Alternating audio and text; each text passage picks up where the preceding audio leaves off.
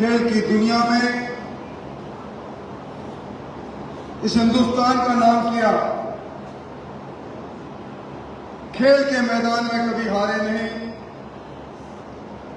राजनीति के मैदान में हारकर भी इस मिसाल के साथ आपके बीच में आए हैं कि खिलाड़ी कभी हारता नहीं, खिलाड़ी कभी भागता नहीं। ऐसे पद्म भूषण सम्मान्य देवेंद्र जी,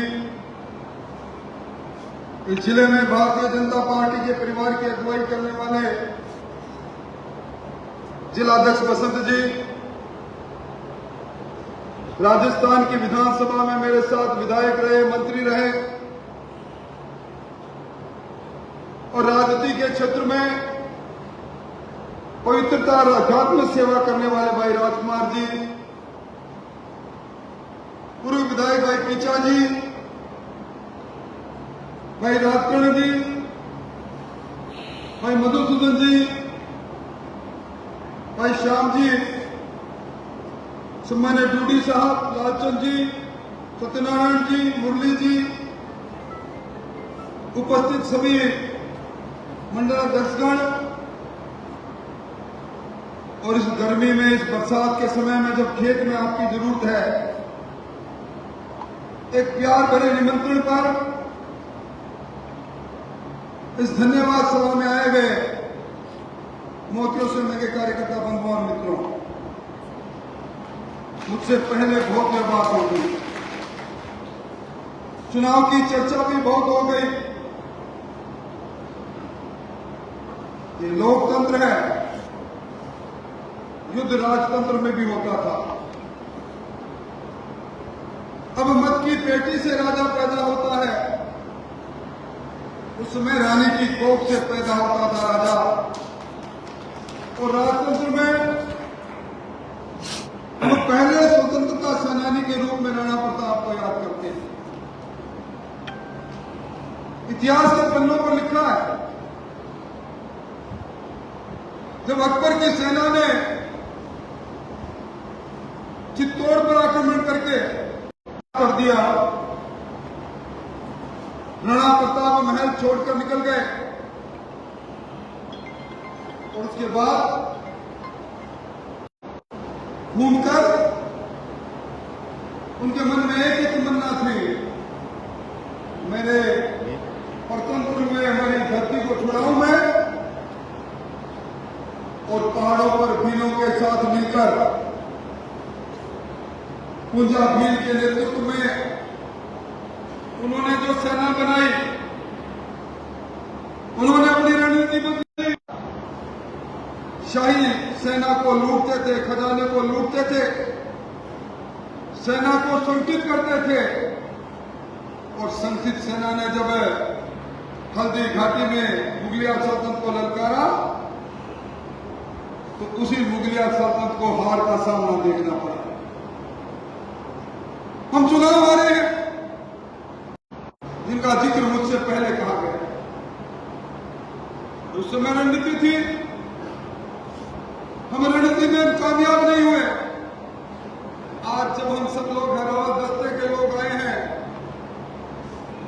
तो हमें क्या बदलाव करना चाहिए? मधुसूदन जी सही कह रहे थे, चिंतन करना चाहिए। और चिंतन सिर्फ मंच पर बैठे लोगों के साथ साथ जब बात करोगे, क्यों 400 पार की बात पर लोगों ने विश्वास कर लिया? क्यों एक ही परिवार जिसको 13 बार प्रधान से लेकर संसद की टिकट मिली, जिन्होंने पार्टी को बांधा, मां के पीठ में जब खंजर मारा, टिकट 13 लोगों की और की भी कटी, मैदान में आ गए।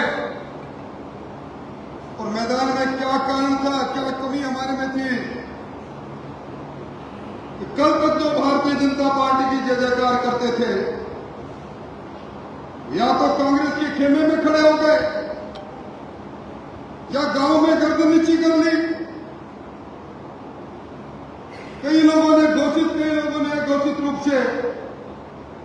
इस चुनाव में अपने आप को अलग थलग कर लिया।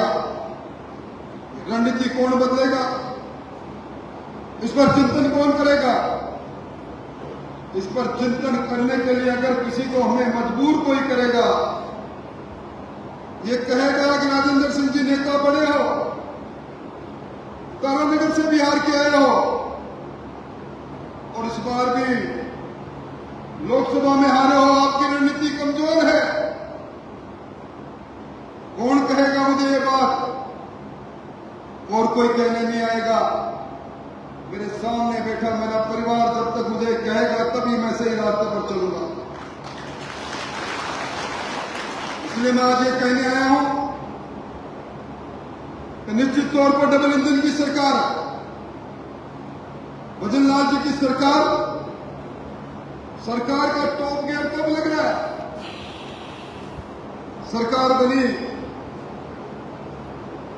पहले 2 महीने बाद ही स्वागत सत्कार और सरकार का तौर तरीका समझे। इससे पहले आचार संहिता, उसके बाद चुनाव। असली सरकार को काम करने का वक्त तो इसी 1 सप्ताह से मिला है। मेरे समझ में कई बात नहीं है। मैं जब यहां आया, श्याम जी ने खड़े होकर कहा कि बिजली की समस्या है।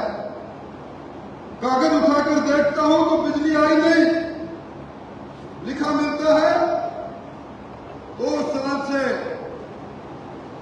हमें क्षमता के अनुसार बिजली नहीं मिली। जल जीवन मिशन के अंदर पाइप डाल दिए, पाइप में पानी छोड़ते ही पाइप फट गया, ऊपर टंकी बन गई। 2 साल से टंकी में पानी नहीं चढ़ा। इस समस्या को जब मैं देखता हूं और समस्या के ज्ञापनों पर नीचे हस्ताक्षर करने वालों को देखता हूं, और जब उसी गांव के चुनाव के परिणाम का पन्ना पलटता हूं, तो लगता है कि वो ये सब लोग पिछले शासन से पूर्णतः संतुष्ट थे। इस बार भी विधानसभा और लोकसभा के चुनाव में उसी कांग्रेस पार्टी के जड़ों में वोट का पानी डाल रहे थे, जिनके समय में ना बिजली थी ना पानी थी। कम से कम विज्ञापन आप देते हो तो गांव में उन लोगों को भी दिखाओ। परेशान वो भी है, हैरान वो भी है। 3 दिन पहले तक जब हम आपको कहा करते थे ये चुनाव देश के मुद्दों का चुनाव है, ये चुनाव देश के अस्पताल का चुनाव है, ये चुनाव दुनिया का सिरमौर बने। 2047 में हिंदुस्तान दुनिया की सबसे बड़ी अर्थव्यवस्था बन जाए। मोदी जी के नेतृत्व में हमें विश्व गुरु की किताब तक पहुंच जाए, उस बात का चुनाव है। गली गली में कहते थे, मंचों पर चढ़कर कहते थे, ये कहते थे ना जात का है ना पात का है, चुनाव देश का है, देश के मुद्दों का है। लोगों ने सुनी नहीं। आज वही लोग डबल इंजन की सरकार में ज्ञापन देकर अपनी व्यथा कह रहे हैं। मैं आपको विश्वास दिलाने खड़ा हुआ हूं, निश्चित तौर पर अब समय कार्यकर्ता की भूमिकाएं अलग अलग बनती है। चुनाव के अंदर हमारी भूमिका हमारे पार्टी के दर्शन के अनुसार पार्टी के उम्मीदवार के लिए नरेंद्र मोदी जी के लिए वोट मांग रहे थे। विधानसभा चली गई, लोकसभा चली गई, अब चुनाव नहीं है। चुनाव आएगा तो गांव की सरकार का चुनाव आएगा, चुनाव आएगा तो शहर की सरकार का चुनाव आएगा। इस चुनाव से भजन लाल जी और मोदी जी की सरकार पर फर्क नहीं पड़ेगा। फर्क पड़ेगा तो आपके गांव की गांव में आप पर पड़ेगा, शहर में आप पर पड़ेगा। इसलिए इस नई भूमिका में या कार्यकर्ताओं को एक बार कसौटी पर फिर कसना पड़ेगा। वहीं मंच पर बैठे लोग अब समस्या समाधान का सेतु बनेंगे सरकार के बीच में और जनता के बीच में, हमें वो काम भी करना है। और एक निवेदन जरूर करूंगा, आज सुबह मैं मेरे पैतृक गांव में था, एक महानुभाव आए, मेरी वीसीआर भरी गई और समय निकल गया। अब ये चीफ इंजीनियर फैसला करेगा, आप टेलीफोन करो। मैंने कहा मैं वीसीआर के लिए टेलीफोन तो करूंगा, पर तुम शपथ लेकर बता दो कि तुम आज से 3 महीने पहले 2 महीने पहले चुनाव में कहां थे। बोला चुनाव में तो आपके साथ नहीं था। तो मैंने कहा अब एक बार जिसके साथ हो, एक बार जिस दल का साथ पकड़ा है, इतनी जल्दी क्यों दल बदलू बनते हो भाई राहुल जी की तरह? थोड़े दिन टिको उनके साथ, जाओ उनके पास, जनप्रतिनिधि है, एमएलए आपका, एमपी आपका, फिर क्यों नहीं जाते? एक बार कुछ लोगों की आदत पड़ जाती है। वो कहानी बने सुना करते थे ना स्कूल में, साधु गए नदी में स्नान करने, पूजा ध्यान करके जब अर्घ दे रहे तो देखा एक बिच्छू वो पानी में डूब रहा है। साधु ने हथेली लगाई, बिच्छू जो डूब रहा है, ये तो प्राण हत्या हो जाएगी इनकी। बिच्छू ने डंक मारा, साधु का हाथ झटके से गिरा, बिच्छू फिर पानी में गिरा। साधु ने हाथ मसला, फिर बिच्छू को डूबते बिच्छू को निगाह गई, फिर बिच्छू पर हाथ डाला, फिर बिच्छू ने डंक मारा। डंक मारते मारते एक पड़ोस ने पूछा, साधु जी, महात्मा जी 3 बार डंक मार दिया। बोले इसका स्वभाव डंक मारने का है, मेरा स्वभाव जीव बचाने का है। मैं मेरे स्वभाव पर हम अपने स्वभाव को लाएंगे, सेवा के स्वभाव को लाएंगे। और मेरे बिच्छुओं को जो डंक मारा ना, जब झटके से हाथ पीछे आते हैं तो एक बार हाथ तो उनका पीछे झटके से करो, चली गई। एक बार तो कहो कितनी जल्दी क्या है? जब मंथन चिंतन की बात है, मैं समझता हूं कि चिंता इस बात की भी करनी चाहिए कि 400 पार की बात इनके बेतार से तार से कैसे जुड़ गई। हम लोगों ने प्रधानमंत्री आवास योजना के नाम पर जिन लोगों को घर खड़े कर दिए, जिनके इज्जत के नाम पर शौचालय बन गए, जिनके पास गैस योजना के अंदर गैस पहुंच गई, उजला में, आयुष्मान में जिनका इलाज हो गया मुफ्त में, वो गरीब आदमी था, वो 80 का आदमी भी था। हमारी बात उस तक क्यों नहीं पहुंच पाई? और कम से कम जो बात रणबा जी ने कही, अब तो इनको कहो कि वो लोग हैं जिन्होंने आर्टिकल 356 में संशोधन करके यहां आपातकाल लगाया, जिन्होंने एक बार में शील दरबार से देश में संविधान को बदला अपनी कुर्सी बचाने के लिए। इंदिरा गांधी जी ने आर्टिकल 348 में संशोधन करके यह प्रावधान कर दिया कि राष्ट्रपति, उपराष्ट्रपति और प्रधानमंत्री के चुनाव को किसी न्यायालय में चुनौती नहीं। जिन्होंने कहा कि संविधान के संशोधन में कोरम की आवश्यकता नहीं, आज हमसे आगे लड़ाते हैं। अब तो समझाओ उनको। और भाई जाति पाति ये बेमाता का काम है। आदमी सब कुछ बदल सकता है, स्वभाव बदल सकता है, व्यवसाय बदल सकता है, और उस बेमाता ने जहां पैदा कर दिया वो जाति कैसे बदले? हमसे बात करते हैं। अगर मेरे में भाव होता तो खुद की जगह पर हरलाल आज एमएलए नहीं होता। मेरे में भाव होता तो तारानगर में तो वहां से एमएलए था, जयनारायण जी पूनिया वहां से दोबारा एमएलए नहीं बनते। जिस प्रकार का जहर जिसने भी बोया है उसका जहरीला फल भी वही खाएगा। भारतीय जनता पार्टी के नेता ने हमें सिखाया है सबका साथ, सबका विकास और सबका विश्वास। सबको विश्वास मिलेंगे। और अब इस बार जो नरेंद्र मोदी जी ने कहा कि 3 करोड़ मकान इस बार बनेंगे गरीब के राज्य हिंदुस्तान में, 3 करोड़ लखपति दीदी बनेगी, उनमें राजस्थान का हिस्सा होगा, सरदार सर का हिस्सा होगा, सरदार सर के गांव का हिस्सा होगा।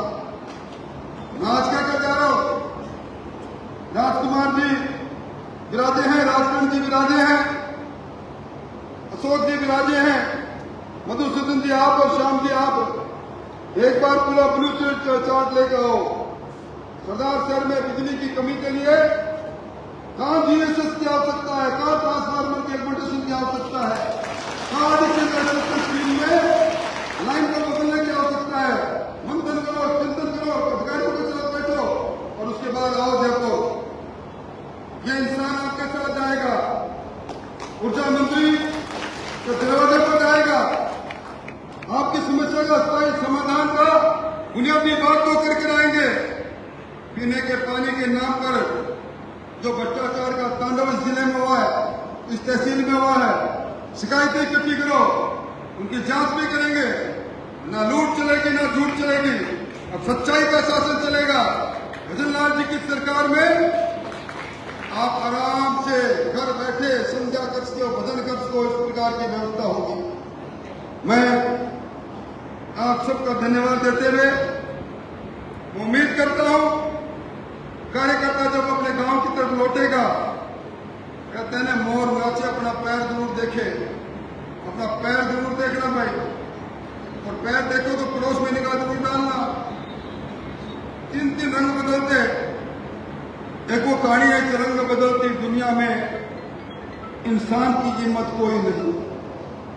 मैं समझता हूं रंग बदलते मैंने बहुत देखे, और सरदार शहर वालों आपको तो पर कमाल का है। उपचुनाव हुआ तो बोतल, और विधानसभा का चुनाव हुआ तो ट्रक, और लोकसभा का चुनाव हुआ तो हाथ। ऐसा मत करो भगवान के लिए, अपने गांव की संस्कृति खत्म हो जाएगी मेरे वीरों। अभी सरपंच पंच का चुनाव होगा, अपना विश्वास आपस में खंडित हो जाएगा। हम सब लोग एक हैं, हम धरती पर जिंदा है, हमारी रगों में दौड़ने वाला खून एक है। इस पर कुपित होता है तो अकाल की मार पर ना राजपूत बचता, ना जाट बचता, ना एसटी बचता, ना एसटी बचता। इसलिए बांटने वाले लोगों को बांट के चले गए ना। आप छाती पर हाथ रख के बता दो मेरे को, उपचुनाव के बाद में बोतल बंसी हनुमान जी बेनीवाल की शक्ल देखी आपने? सारी रात डीजे पर नाचा करते थे। राजगढ़ जी जरूर विराजे हैं, और अभी भी जिनके साथ कुछ लोग हुए हैं उनकी फोटो अखबारों में देख लेना भाई। पहले का रिकॉर्ड है, पहले आपने देखा कि पहले हम साथ में आया करते थे उन महानुभाव के। अपने हाथ रख के दिखा देना आपके गांव में कौन से दिन बिजली की समस्या के लिए राहुल जी कसवा तैयार बैठे थे, कौन से दिन कोई आया? आने वाले तो यही है। अब भी सोचो, चिंतन करो, मंथन करो, नई राह पर चलेंगे, मजबूती से चलेंगे, सबका साथ के साथ सबका विकास भी होगा। और विश्वास पैदा करो, और आवाज सहकार के भाव से उठनी चाहिए, सब एक के लिए और एक सबके लिए। इसलिए आज के बाद इस हार को यही दफन करनी है। सरकार के लोग हैं, डबल इंजन की सरकार के लोग हैं, हमारे मोदी जी प्रधानमंत्री हैं, हमारे भजन जी मुख्यमंत्री हैं, दोनों हमारे सरप्रस्त हैं। हमारे हमसे कौन आंख लड़ाएगा? इसकी हिम्मत? जब इन लोगों के हाथ में राज था, शासन था, तब इन्होंने न्याय नहीं किया। गहलोत साहब विराजे थे तब न्याय नहीं किया। अब इनसे क्या उम्मीद करोगे आप? कोई उम्मीद आपको भी नहीं, कोई उम्मीद जनता को भी नहीं। इन सबके नए बदलाव के लिए हम आने वाले समय में नया इतिहास लिखेंगे, नगर पालिका का परिषद का लिखेंगे और पंचायत समिति का लिखेंगे। मैं देवेंद्र जी को धन्यवाद देना चाहूंगा। जज्बा देखो इस नौजवान का, चुनाव हारने के बाद आप लोगों के बीच में है, हर महीने बीच में रहेगा। ये नौजवान हमारी अगुवाई करेगा। और देवेंद्र जी, आप पहली बार जब भाला फेंक रहे थे तो भाला आपका उस निर्णायक लाइन से पार थोड़ी गया था। पहली बार खेल खिलाड़ियों अपने खेल का मैदान देखा है, राजनीति का मैदान है। इसमें सरपटे ऐसी तरह की जगह जहां आदमी कब फिसल जाए पता ही नहीं लगता। वो आपके सामने मैदान खेल का सामने रहता है, इसमें तो मैदान पीछे रहता है, खिलाड़ी आगे देखता है। इस बार आप चारों तरफ देखने के लिए परिप्राजित हो जाओगे। इस बार सरदार वालों को भी समझ जाओगे। अगली बार आपकी है, हमें लोकसभा में आपको पहुंचा कर ठहरेंगे। सब कार्यकर्ताओं को धन्यवाद, बहुत बहुत धन्यवाद, बहुत बहुत।